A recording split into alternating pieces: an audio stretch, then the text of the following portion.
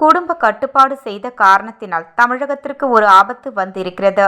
பார்லிமென்டில் தமிழக தொகுதிகள் குறையும் நிலை வந்திருக்கிறது என முதல்வர் ஸ்டாலின் பேசினார்.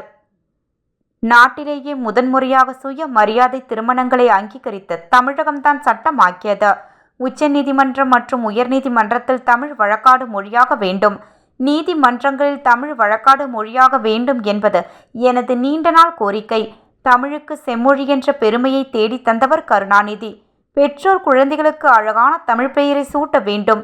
16 பெற்று பெருவாழ்வு வாழ்க என்று தற்போது யாரும் வாழ்த்துவது இல்லை. இதற்கு காரணம் தவறாக புரிந்து கொண்டு 16 குழந்தைகளை பெற்றுக்கொள்ளக்கூடாது என்பதற்காக சொல்வதற்கு தயங்குகின்றனர். குழந்தைகள் இன்று அதிகம் பெற்றுக்கொள்வதற்கு நல்ல நிலை உருவாகி இருக்கிறது. மக்கள் தொகை அடிப்படையில் பார்லிமெண்டை பிரித்து கொடுக்கிறார்கள். குடும்ப கட்டுப்பாடு செய்த காரணத்தினால் தமிழகத்திற்கு ஒரு ஆபத்து வந்திருக்கிறது. பார்லிமென்டில் தமிழக தொகுதிகள் குறையும் நிலைக்கு வந்திருக்கிறது. இவ்வாறு முதல்வர் ஸ்டாலின் கூறினார்.